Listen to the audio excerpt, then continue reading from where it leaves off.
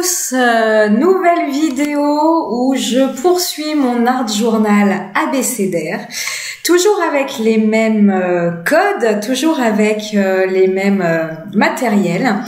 Donc pour le fond de ma page, je fais mes petites zones au washi et je vais venir pulvériser des poudres aquarellables Magicals. Ici, elle est issue du set Industrial Chic et c'est la couleur Stampuck Sepia. Voilà, donc toujours même technique, hein. Je détermine des zones avec un washi qui doit faire un petit peu moins d'1 centimètre de large. Il fait entre 0,5 et 1 centimètre de large, ce washi. Je détermine des petites cases de façon aléatoire. J'essaye de changer de disposition à chacune de mes pages. Je verse ma poudre, je brumise de l'eau avec un brumisateur. Et vous voyez, moi j'aime bien pchiter un petit peu d'eau pour avoir les différents pigments de couleur qui restent apparents.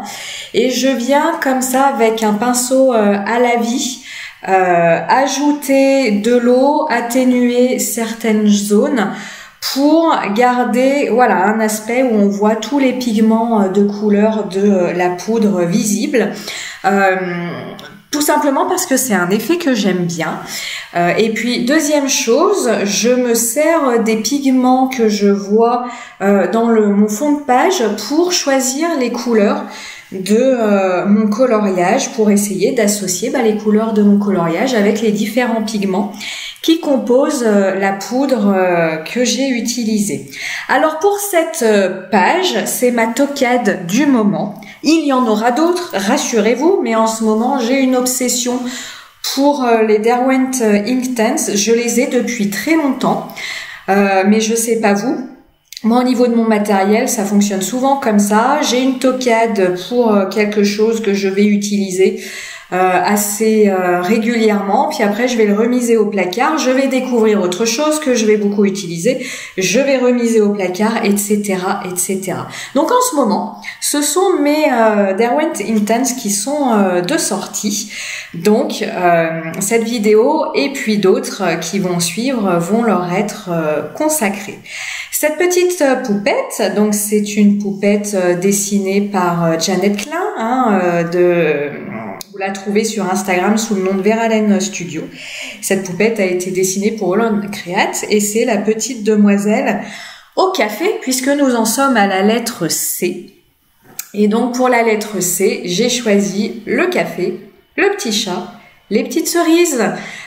Et puis vous le voyez à gauche de votre écran, confiserie pour les sucettes et les bonbons. On va s'attarder à la colorisation au Derwent Inktense. Je prends mon temps car j'ai beaucoup de minutes qui sont consacrées à la colorisation avec ces crayons. Donc je prends mon temps pour vous en parler. Si vous découvrez ces crayons avec cette vidéo ou si vous ne vous y êtes pas plus intéressé que cela, les crayons, les Derwent Inktense sont donc des crayons aquarellables, c'est-à-dire que les pigments vont être solubles à l'eau, que vous allez pouvoir notamment utiliser avec un pinceau à réservoir d'eau. Ces crayons ont cette particularité que leurs pigments sont sont composés d'encre de Chine et c'est pour ça qu'ils portent très bien leur nom de Inktense. Ils sont vraiment très intenses. Ils ont des couleurs extrêmement intenses. Le plus de ces crayons-là, c'est la luminosité et l'intensité des couleurs. C'est un plus qui est indéniable. Par contre, le fait qu'ils soient extrêmement lumineux rend compliqué le fait de réaliser des dégradés et le fait d'avoir des couleurs douces avec ces crayons-là. C'est pour ça que si vous êtes vraiment intéressé par les crayons aquarellables, si c'est une technique qui vous plaît beaucoup, moi je vous conseille d'associer deux catégories de crayons aquarellables, c'est-à-dire les Inktense qui vont être très très intenses et pour ça extrêmement agréables à travailler. Et puis des crayons aquarella plus classiques, on va dire, où là vous allez avoir une gamme de couleurs également plus étendue. Vous allez pouvoir retrouver des couleurs plus douces et ainsi faire des dégradés, je dirais, de façon plus simple. Et pour ça, vous pouvez aller voir du côté de Faber-Castell, les Albrecht Dürer, ou alors moi ceux que je préfère dans la même gamme de crayons, les Supra Color Soft de chez Caran d'Ache. Alors ils se valent, Albrecht Dürer, Supra Color Soft. Je trouve moi toutefois que les Albrecht Dürer ont une mine plus dure que les Supra Color Soft et du coup vous risquez plus de faire des traces avec votre crayon que les Supra Color Soft qui vont avoir une mine plus douce. Et puis quand on est habitué à Caran d'Ache, vous me direz hein, si vous n'êtes pas d'accord ou si vous remarquez pas la même chose que moi, mais Caran d'Ache a vraiment des couleurs assez extraordinaires, assez pas vues, qu'on ne voit pas partout. Moi je trouve que Faber-Castell par exemple dans leur bleu, alors ok, on a peut-être 5-6 bleus, mais on en a qui sont vachement proches. Et du coup, quand on s'achète la boîte, c'est mon cas, on est un petit peu redondant sur certaines couleurs. Cet effet-là, on va pas l'avoir chez Caran d'Ache, c'est-à-dire qu'on va avoir des couleurs suffisamment proches pour pouvoir réaliser aisément des dégradés, mais malgré tout, elles vont être suffisamment différentes pour pas avoir l'impression dans la boîte d'avoir deux fois les mêmes crayons. Mais bon, moi je tiens un discours, je suis une fan incontestée de Caran d'Ache, donc forcément mon discours est orienté. Pour réaliser des dégradés au Derwent Inktense, ici je vais voir si je passe à un autre sujet pour pouvoir en parler. Non, je vous en parlerai tout à l'heure quand on passera à un autre motif, comme ça vous verrez l'image en direct. Au niveau des Derwent Inktense, il n'y a pas de crayons qui font la couleur peau. Et du coup, par simplicité, plutôt que de mélanger deux couleurs ensemble, un jaune et un rouge pour obtenir une couleur peau, je suis passée à l'aquarelle pour coloriser la peau de ma petite poupette. Voilà, j'ai toujours le même mélange qui est prêt dans ma palette. C'est un endroit dans ma palette que je nettoie jamais puisqu'il est dédié à ma couleur peau. Donc voilà, il est toujours prêt à être utilisé, ce mélange. Comme toujours, vous le voyez, j'utilise toujours la même technique. Une première couche de couleur diluée, très claire, et puis je viens rajouter des couches de couleurs plus foncées, là où je souhaite faire apparaître les ombres de ma poupette. J'utilise pour ça un pinceau Raphaël Précision. Je l'aime beaucoup ce pinceau parce que il est très fin, son nom l'indique, Précision. Il a une touffe idéale pour ce genre d'exercice, c'est-à-dire qu'il va prendre un peu d'eau, mais pas trop.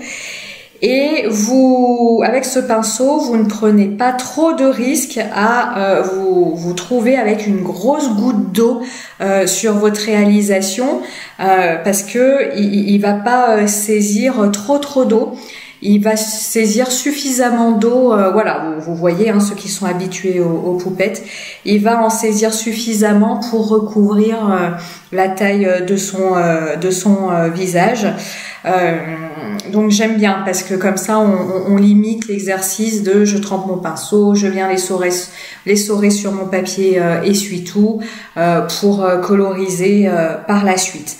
Alors, j'en suis désolée, j'ai extrêmement mal fait mes devoirs lorsque je tourne cette vidéo, car pour tout vous dire, je suis à ma pause déjeuner et je n'ai pas avec moi mes nuanciers pour vous dire quelle couleur j'utilise en temps réel. Pas de souci, je vais me rattraper en vous mettant un maximum de combos couleurs dans la description de cette vidéo. Et comme d'habitude, en vous mettant au maximum le matériel que j'ai utilisé. Et lorsque j'ai les liens, où trouver ce matériel. Un petit peu d'aquarelle dorée pour les petits boutons, les petits collants de ma poupette. C'est de l'aquarelle dorée Coliro Color. Donc, je vous le disais dans d'autres vidéos, on peut trouver ces palettes directement sur le site de Coliro Color. Et en faisant quelques recherches, en fait, elles sont également disponibles au même prix sur Amazon. Donc, je vous mettrai les liens, comme ça vous pouvez les prendre où vous le souhaitez. Donc, vous voyez, c'est quand même un travail de précision et je mets plusieurs couches afin d'avoir une couleur bien opaque. Alors, vous voyez, ça c'est mon nuancier que j'ai fait au Derwent Inktense. Je peux vous proposer d'aller voir une vidéo précédente où je réalise ce nuancier avec vous et je vous explique comment réaliser un dégradé. Allez, on va le faire maintenant. Pour cette tasse, j'ai décidé de faire un dégradé de rouge. Pour ça, j'applique une première couche d'un rouge clair et je viens appliquer, vous le voyez, une seconde couche avec un rouge plus foncé. Pour le dire autrement, je viens déjà réaliser un dégradé à sec avec mes Derwent Inktense sans saturer le papier, hein, vous le voyez, le papier, on voit encore des traces blanches. Donc je viens comme ça déjà à sec réaliser mon dégradé.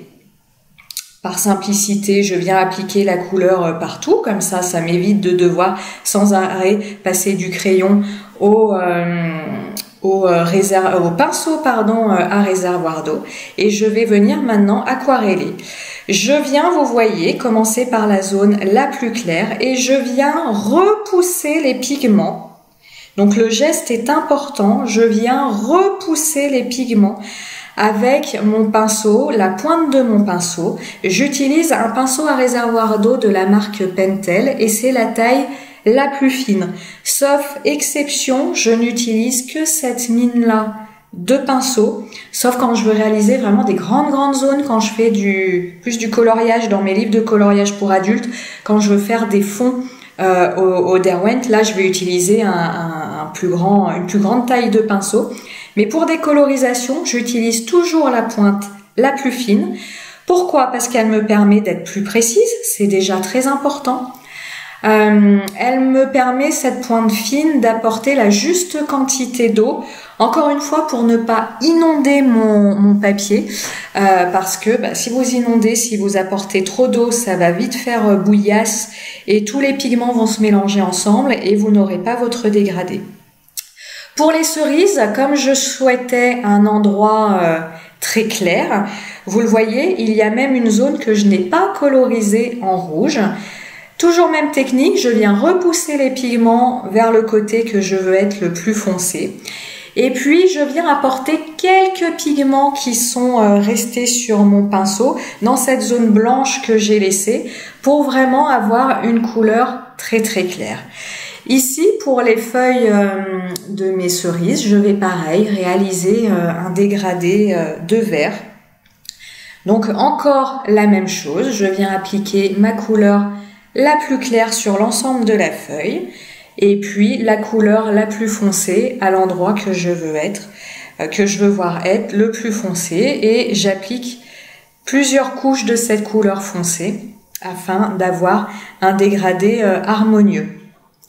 On l'entend dans énormément de vidéos qui utilisent les crayons aquarellables. Pensez bien, entre chaque changement de dessin, entre chaque changement de zone que vous aquarellez, pensez bien à nettoyer votre pinceau pour ne pas déposer des pigments que vous aviez au préalable pris dans une autre colorisation sur la zone que vous êtes en train de faire, parce que vous voyez entre le rouge et le vert, si j'avais pas nettoyé mon pinceau, je me serais retrouvée avec du rouge dans mes feuilles vertes. Alors ceci dit, ça aurait pas été moche, ça aurait fait un petit aspect automnal, mais c'était pas le but de cette page.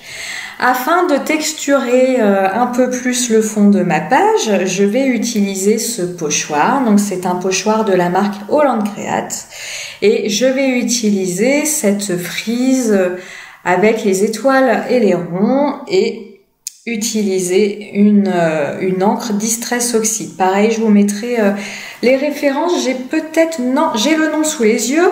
C'est la Distress Oxide Brushhead Corduroy que j'utilise ici. Parce que j'ai mon petit carnet avec quelques notes que j'ai prises pendant que je réalise ma page.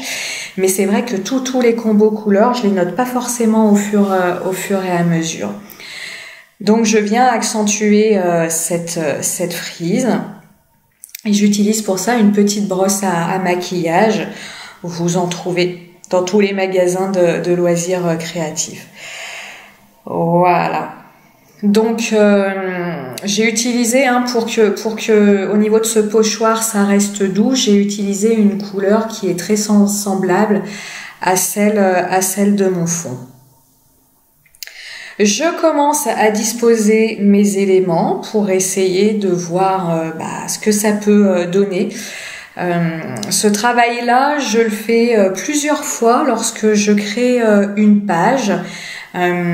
C'est-à-dire que je dispose mes éléments, je vois ce que ça donne, je vois si je dois faire un feuillage de plus, si ici en fait à cet instant-là, quand je trouve que ça fait trop Noël, donc j'ai rajouté du bleu indigo, vous voyez au niveau du coussin du petit chat, pour un peu casser l'ambiance colorisation de Noël. Et pour encore casser cette ambiance-là, je vais appliquer des taches à l'aquarelle avec mon bleu indigo. Je vérifie, oui, c'est bien le bleu indigo de la marque Sennelier. Mais là, j'ai fait quelque chose, j'ai voulu tenter quelque chose que j'ai vu chez d'autres personnes qui font des vidéos d'art journal. C'est-à-dire que jusque-là, je fais classique, donc je dilue bien mon aquarelle avec de l'eau, j'imbibe bien mon pinceau, je fais des taches. Et là, je vais faire, soit là, soit dans un court instant, je vais faire ce qui m'aura beaucoup contrarié et que je ne ferai plus. C'est-à-dire que j'ai passé, voilà, un essuie-tout pour, je sais pas, absorber l'excédent d'eau. Et vous voyez les espèces de gros pâtés que cela fait. Donc là, je me dis, oulala, c'est très moche, c'est très moche. Donc, j'essaye de rajouter des toutes petites taches d'aquarelle pour que les gros pâtés, je vais les appeler comme ça, se fondent dans ma page. Et puis finalement, la solution qui sera la plus simple, c'est d'essayer de les cacher avec mes embellissements. Donc ça, cette technique-là que j'avais vue chez d'autres personnes qui font de l'art journal et chez qui ça faisait très joli. Donc je me suis dit, on va pomper les idées des autres, hein, après tout. Je sais plus où j'ai vu ça. Et chez moi, c'est bon, ça n'a pas marché. Donc la prochaine fois, je pourrais éviter de faire cela. La poupette, le petit chat, c'est Holland Créate. Tous les cerises, la lettre C, les feuillages, les confiseries, ça vient tout de chez Schwan Flowers. Sur différentes planches de tampons. Les cerises, c'est sur la planche de tampon rouge de journal chromatique. Et les bonbons de mémoire, c'est sur la planche rose de leur collection journal chromatique. Les petites étiquettes sont faites par moi-même, manuellement, à l'ordinateur. Parce que finalement, comparé à l'idée que j'avais au début, essayer de chercher dans mes tampons des mots qui correspondent à mon idée, à mes tampons, à ce que je veux faire, c'était mission impossible. Donc je fais ces petites étiquettes moi-même à l'ordinateur. Et vous voyez, je fais exprès pour chaque étiquette de modifier l'écriture, la typographie de ces étiquettes pour donner un aspect un peu plus sympathique. Si vous avez l'habitude de regarder mes vidéos, comme vous le voyez, je galère toujours autant quand il s'agit de coller les éléments. Ça, je vais pas dire que ce sera jamais une partie de plaisir, parce que finalement je commence à tout juste cette activité-là, mais c'est absolument pas la partie que je préfère. Moi, c'est la colorisation et puis penser, voir cette page se créer petit à petit au fur et à mesure.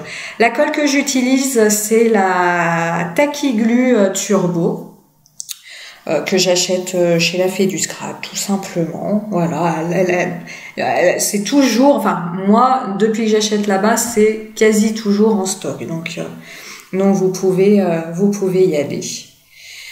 Vous voyez, hein, je mets du temps et pourtant c'est accéléré x2. Hein, donc je mets du temps à coller tout ça. Moi vraiment, coller c'est la grande galère chez moi. Et on n'a pas fini parce qu'il nous faut encore coller la petite tasse du dessous et le feuillage du dessous. Alors ce qui est intéressant avec cette colle, c'est qu'elle a un aspect blanc mais qui devient transparent au séchage. Donc on peut, comme moi, se permettre d'en mettre un petit peu beaucoup à côté. Une fois sec, je crois que je pense que vous ne l'avez pas vu, que j'ai pas mal de bavures puisque une fois sec, en fait, ça ne se voit plus. Alors, vous voyez, là, hein, je revois, ça fait un moment que j'ai fait cette page, mais je n'avais pas pris le temps de faire le montage de la vidéo encore. Ces bavures bleues, enfin, vous me direz ce que vous en pensez, mais moi, ça me gêne vraiment beaucoup. Donc, je fais mon possible pour les masquer. Mais c'est pas évident. Quand je me vois faire, là, je me demande si j'ai accéléré la vidéo ou pas, parce que je me trouve particulièrement lente. Mais je vais pas être trop méchante avec moi-même. Je sais que le collage, allez, ma petite sucette, paf, je sais que le collage chez moi est extrêmement laborieux.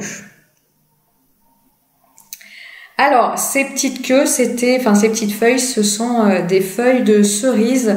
À l'origine des cerises, j'en avais colorisé 3. Et si je ne me trompe pas, j'en ai mis qu'une seule sur ma création. Donc en fait, j'ai découpé les petits feuillages pour les rajouter par-ci, par-là. Mes étiquettes, je les trouvais un petit peu trop blanches, donc je les ai agrémentées toujours avec la même Distress Oxide. Je vous redis le nom, c'est la Steampunk Sepia. Voilà, donc volontairement, j'insiste à déborder sur mon étiquette lorsque je fais le tour avec mon petit... Comment ça s'appelle ça? J'en ai perdu le mot. Bon, mon petit tampon là. Je déborde volontairement pour casser ce blanc qui fait trop blanc au regard du reste de la page. Donc voilà le petit mot confiserie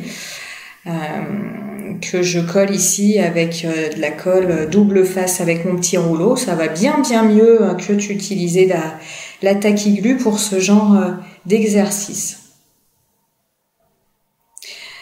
Donc voilà, j'insiste sur les tranches pour qu'au niveau de la tranche de mes étiquettes, ce soit plus intense la couleur que sur mon étiquette.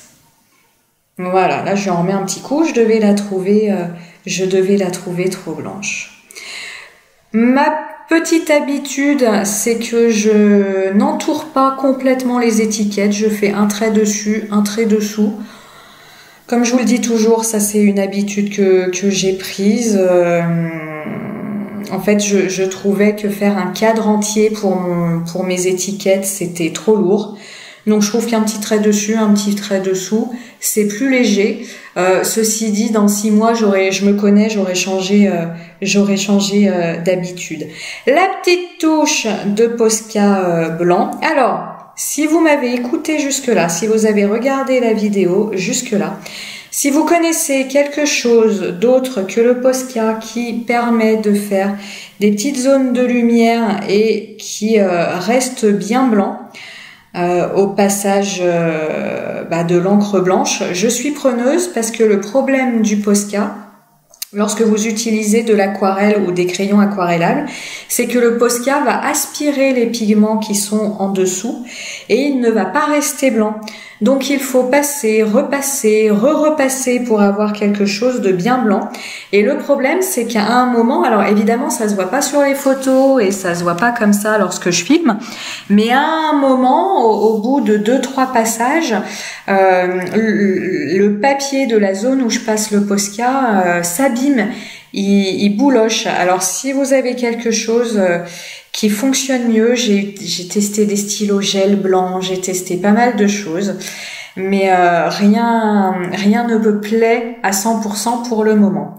Un petit sentiment, c'est ça le bonheur. Pourquoi? Parce que moi, mes moments de bonheur, c'est d'être avec mon chat, non pas une tasse de café, mais une tasse de thé, en train de faire mes petites colorisations. Donc le c'est ça le bonheur me convenait parfaitement. Eh ben écoutez, j'espère que cette vidéo vous aura plu et je vous dis à très bientôt pour une autre vidéo Art Journal. Bisous bisous, ciao.